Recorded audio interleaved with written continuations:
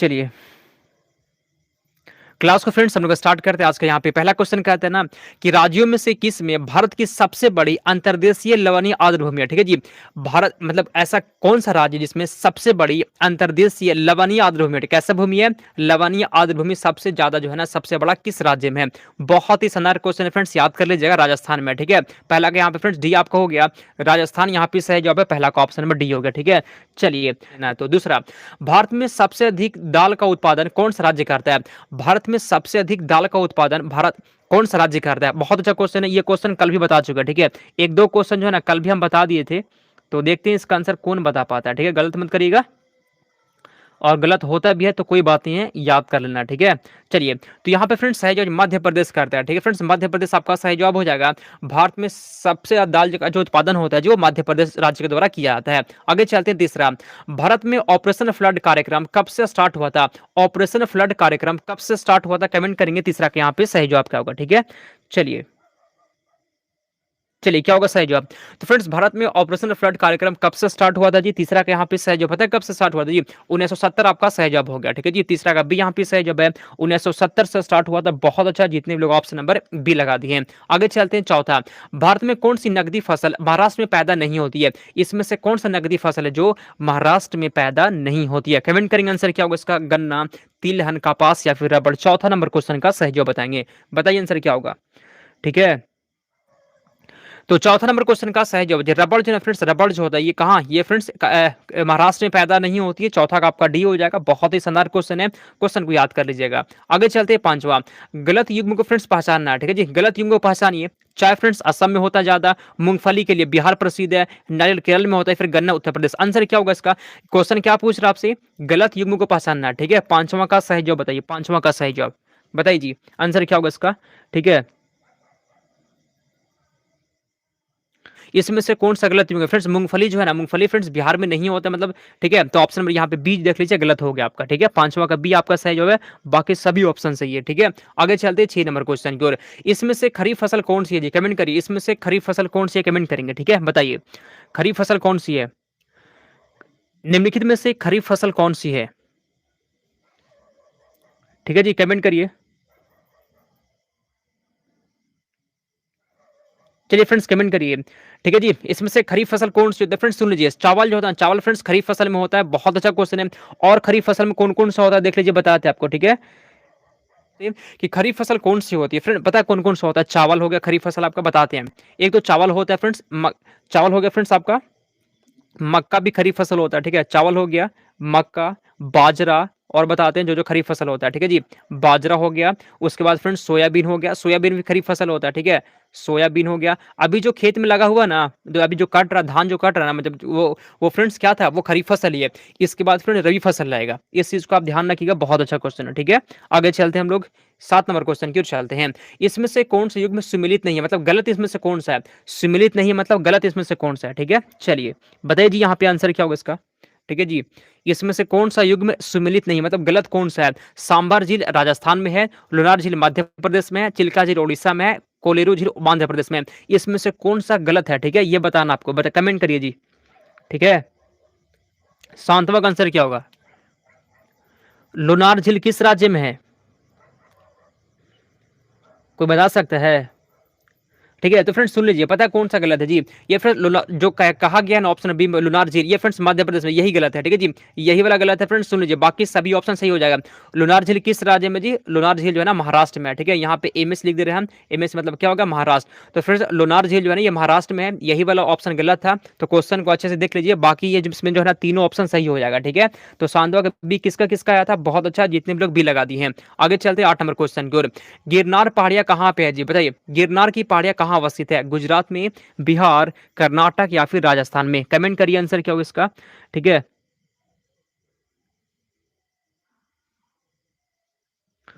तो गिरनार की पहाड़ियां कहाँ है जी, गिरनार की पहाड़ियां आपका हो जाएगा फ्रेंड्स, ये गुजरात में, याद कर लेना है। अच्छा क्वेश्चन है फ्रेंड्स, गुजरात में गिरनार की पहाड़ियां। आगे चलते हैं 9 नंबर क्वेश्चन की ओर चलते हैं हम लोग।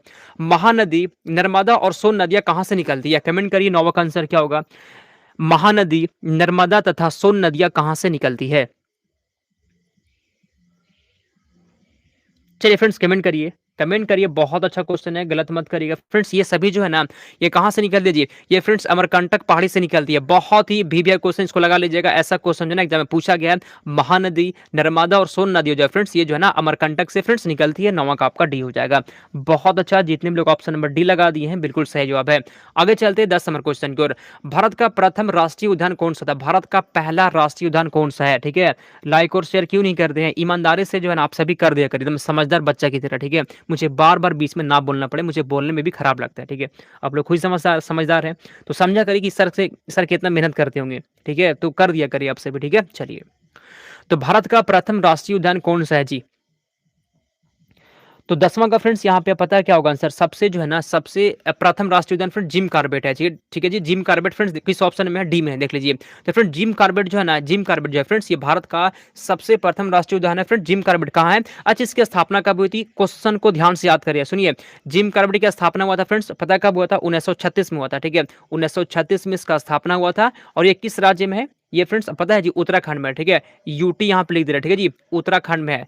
जिम जो कॉर्बेट है फ्रेंड्स, इसकी स्थापना हुई थी 1936 में। ये उत्तराखंड में, ये भारत का प्रथम राष्ट्रीय उद्यान है। 10वां का आपका ऑप्शन नंबर डी हो जाएगा। ठीक है, चलिए आगे चलते हैं, हम लोग 11 नंबर क्वेश्चन की ओर बढ़ते हैं। सर्वाधिक अनुसूचित जनजाति आबादी, सर्वाधिक अनुसूचित जनजाति आबादी कहाँ है जी? उत्तर प्रदेश में है, मध्य प्रदेश, झारखंड या फिर छत्तीसगढ़ में?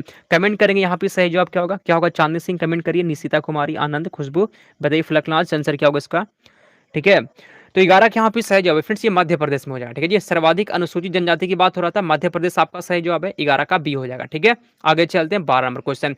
किस बंदरगाह को भारत का प्रवेश द्वार कहते हैं? कमेंट करिए, 12 का आंसर क्या होगा?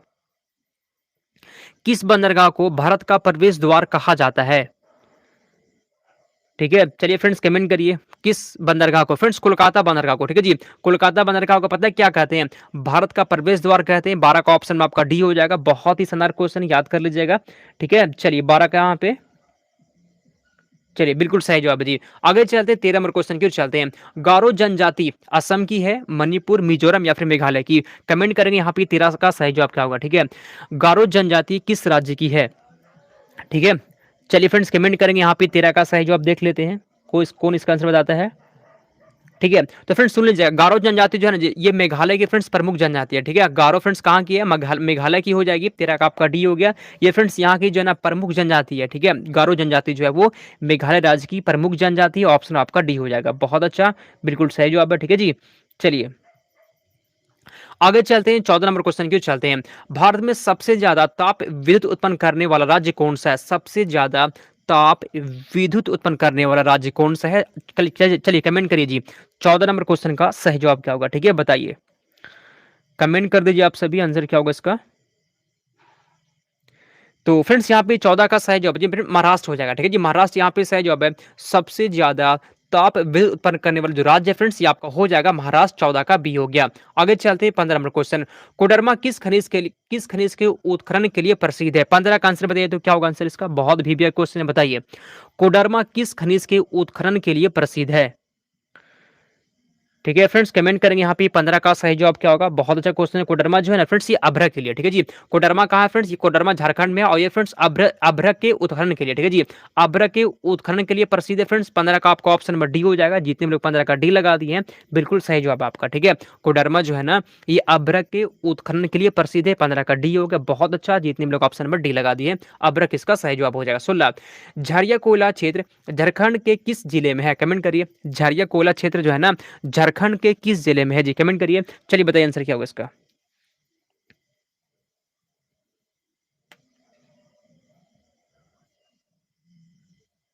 चलिए कमेंट करिए। क्वेश्चन क्या था ना कि झारिया कोयला क्षेत्र झारखंड के किस जिले में है जी? अच्छा क्वेश्चन है, याद कर लीजिए। पता है किस जिले में फ्रेंड्स? धनबाद में। ठीक है, 16 का आपका बी हो जाएगा, धनबाद में। आगे चलते हैं 17 राउरकेला इस्पात संयंत्र की स्थापना हुई थी किसकी सहायता से? 17 का सही जो बताएंगे आप सभी, आंसर क्या होगा इसका बताइए। राउरकेला इस्पात संयंत्र की स्थापना किसकी सहायता से हुई थी? ठीक है, क्या होगा बताइए? तो फ्रेंड्स इसकी सहायता हुई थी, किसकी सहायता से? 17 का आंसर फ्रेंड्स हो जाएगा ऑप्शन नंबर डी, जर्मनी की सहायता से हुई थी। ठीक है, राउरकेला इस्पात संयंत्र की स्थापना हुई थी फ्रेंड्स जर्मनी की सहायता से, 17 का आपका डी हो जाएगा। बहुत ही शानदार क्वेश्चन है। आगे चलते हैं 18। भारत में प्रथम सीमेंट संयंत्र की स्थापना 1904 में, ठीक है जी, 1904 में कहां पर किया गया था? सीमेंट संयंत्र की स्थापना पूछ रहा, कहां पे किया गया था? कमेंट कर दीजिए। तो चेन्नई, रानीपेट, जिंकपानी या फिर पोर्टोनोवा में। 18 का आंसर क्या होगा? ठीक है, 18 का आंसर बताइए। भारत में प्रथम सीमेंट संयंत्र 1904 में स्थापना किया गया था, कहां पे किया गया था जी? तो 18 के यहाँ पे आपका सही जवाब फ्रेंड्स चेन्नई में किया गया था। ठीक है जी, चेन्नई हो जाएगा। ऑप्शन नंबर ए यहाँ पे सही जवाब है। जितने भी लोग ऑप्शन नंबर ए लगा दिए हैं, बिल्कुल सही जवाब आपका। ठीक है, चेन्नई इसका सही जवाब है। आगे चलते हैं 19 नंबर क्वेश्चन। प्रायद्वीपीय भारत की प्रमुख क्षेत्रीय मिट्टी किस प्रकार की होती है? प्रायद्वीपीय भारत क्या होता है आपका समझा चुके हैं।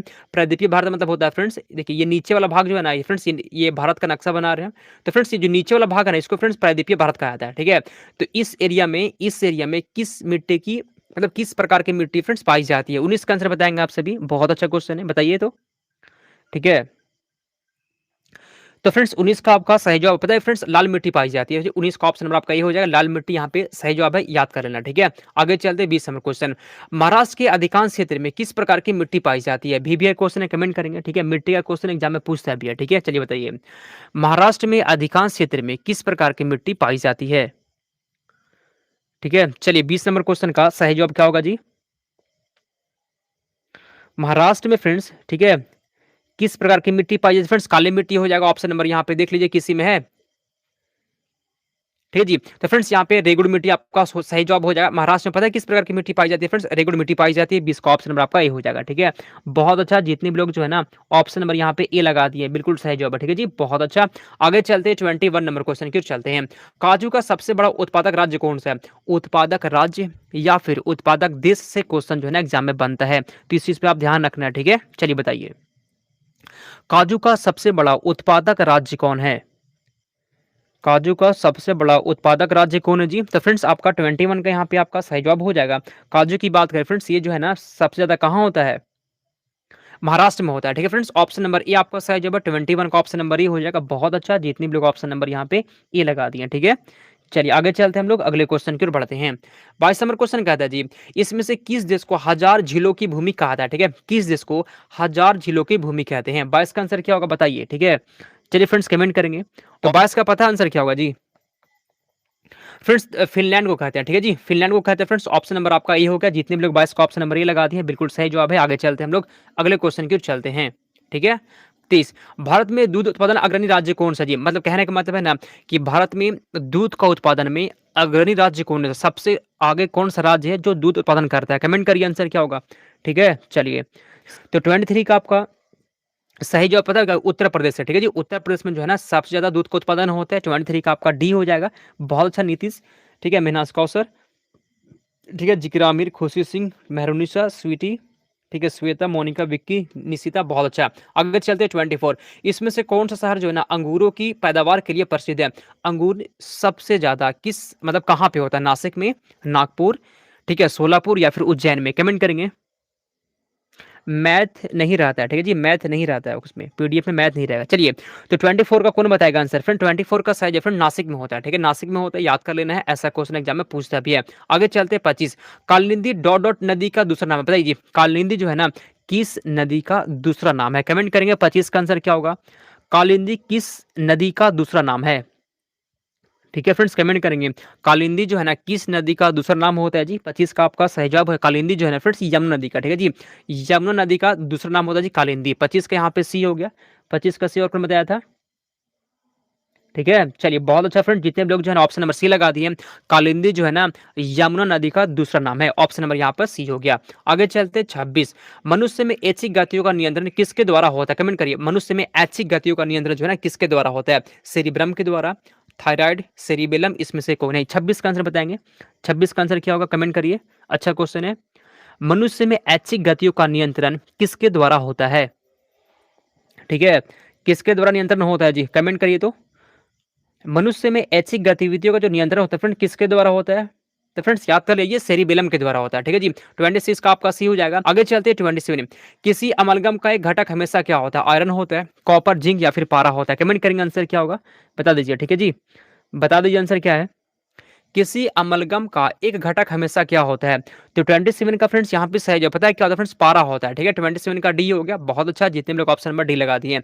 इस क्लास में जीके का भी क्वेश्चन है और साइंस का भी क्वेश्चन है, ठीक है? आराम से पढ़िए और क्वेश्चन एक बार में याद नहीं होता है तो क्लास को 2 बार देखना है, ठीक है? मतलब छोड़ना नहीं है किसी भी हाल में, ठीक है? आगे चलते हैं 28 नंबर क्वेश्चन की ओर। दाढ़ी बनाने के लिए काम में लाते हैं। फ्रेंड्स दाढ़ी बनाने के लिए जो है ना किसको काम में लाते हैं? किस दर्पण का प्रयोग करते हैं? जी, चलिए बहुत 28 का आंसर क्या होगा? दाढ़ी बनाने के लिए किस दर्पण का उपयोग करते हैं? तो यहाँ पे फ्रेंड्स आपका सही जवाब पता है क्या होगा जी? अवतल दर्पण का फ्रेंड्स ऑप्शन नंबर ये हो गया, ठीक है? दाढ़ी बनाने के लिए जो है ना अवतल दर्पण का प्रयोग करते हैं। एग्जाम में क्वेश्चन पूछा भी गया है, एकदम अच्छे से क्वेश्चन को याद कर लीजिएगा। एग्जाम में क्वेश्चन पूछता है, नीतीश यादव का बिल्कुल सही जवाब है। चलिए आगे चलते हैं फ्रेंड्स, हम लोग 29 नंबर क्वेश्चन की ओर चलते हैं। मानव आंख की रेटिना और पर कैसा प्रतिबिंब बनता है? मानव आंख का जो रेटिना होता है, रेटिना पर किस प्रकार का प्रतिबिंब बनता है? 29 का सही जवाब बताएंगे। बहुत ही शानदार क्वेश्चन है, ठीक है? बताइए मानव आंख की रेटिना पर कैसा प्रतिबिंब बनता है? ठीक है? ये जो है ना एक बहुत सारे एग्जाम, ऐसा नहीं कि सिर्फ यही एग्जाम, बहुत सारे एग्जाम में फ्रेंड्स ये क्वेश्चन पूछा गया है और पूछता भी है, ठीक है? तो मानव आंख की रेटिना पर पता है कैसे बनता है जी? कैसे बनता है बताइए? बताइए कौन बताएगा? तो फ्रेंड्स बनता है वास्तविक, उल्टा और छोटा बनता है, ठीक है जी? और वास्तविक, उल्टा और बड़ा नहीं बनता है, वास्तविक बनता है, उल्टा बनता है और छोटा बनता है, ठीक है? इस चीज़ को आप ध्यान रखिएगा। अगर ये क्वेश्चन जो है ना बहुत ही वीवी है, इसको स्क्रीनशॉट करके रख सकते हैं आप, ठीक है? मानव आंख में जो रेटिना पर जो प्रतिबिंब बनता है, वो वास्तविक बनता है, उल्टा होता है और छोटा होता है, ध्यान रखिएगा। आगे चलते हैं 30 नंबर क्वेश्चन की ओर। जब कोई वस्तु दो समानांतर समतल दर्पण के बीच रखी जाती है, तो बने हुए प्रतिबिंब की संख्या कितना होगा? 2, 1, 6 या फिर अनंत होगा? क्या होगा आंसर? चलिए कमेंट करिए। जब कोई वस्तु दो समानांतर दर्पण के बीच में रखेंगे तो फ्रेंड्स उसमें बने हुए प्रतिबिंब की संख्या अनंत होता है जी, याद कर लेना है। तो इसका आपका डी हो गया, अनंत होता है। बहुत ही वीवीआई क्वेश्चन है, एग्जाम में ये क्वेश्चन पूछता है भैया, ठीक है?